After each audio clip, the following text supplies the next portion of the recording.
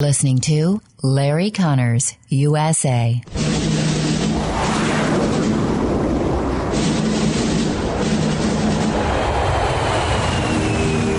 You want answers? I think I'm entitled. You want answers? I want the truth! You can't handle the truth.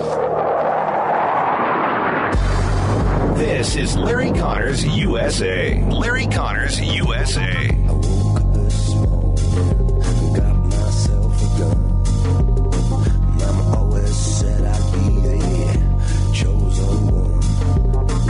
Once again, Senate Republicans have signed their names in the ledger of history alongside Donald Trump, the big lie, and voter suppression, to their enduring disgrace.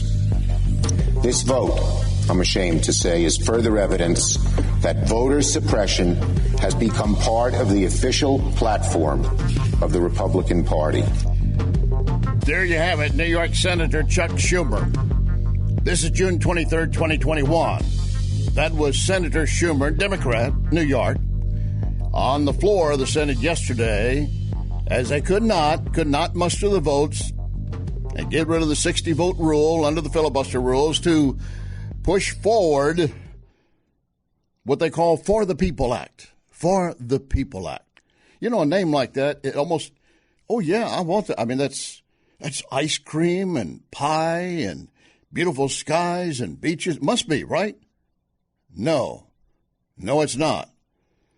It is a veiled disguise, and it's very thinly veiled if you really look at it, for control of U.S. elections, for federal control of U.S. elections.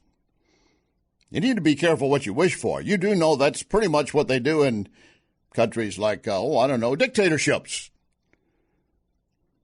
They are going to tell you how the vote's going to come out. Don't even bother voting. It's going to be this way.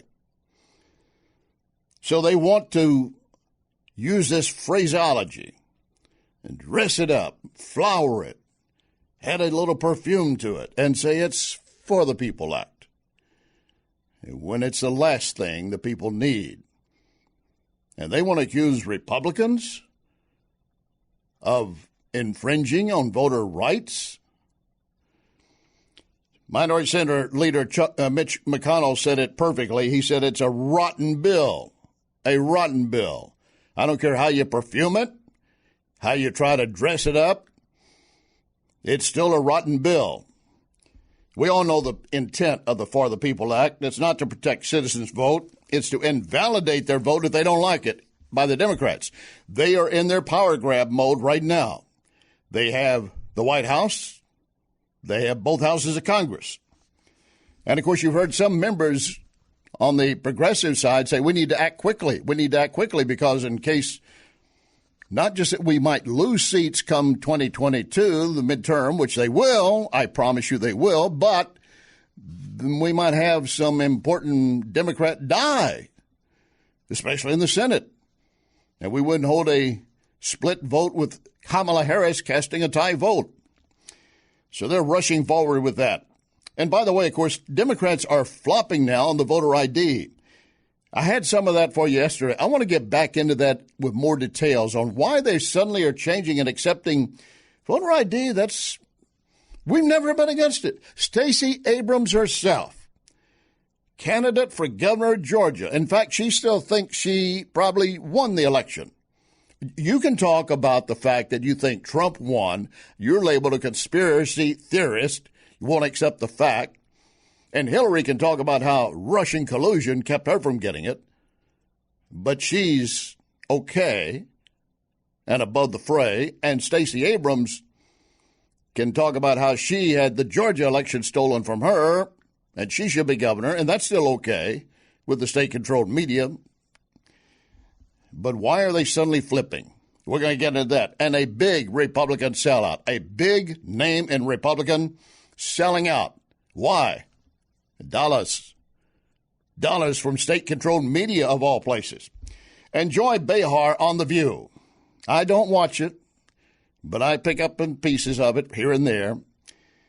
She made a homosexual joke, she thought yesterday, about the first full NFL player playing full time, to come out and say he is gay. And she made what she thought, I guess, would be a joke. Every member of the panel, all the other women kind of, closed their eyes, covered their ears. Meghan Crane looked very uncomfortable, but no backlash, no state-controlled media backlash at all on her. It's a typical story from the mainstream media and state-controlled media, like the Hunter Biden laptop. The N-word he used repeatedly, that came out the other day. Have you seen it on state-controlled media? No. And now he is quoted in another email as using a derogatory term about Asian women. State-controlled media, nothing. We got a lot to cover. Lock and load. Ready on the right.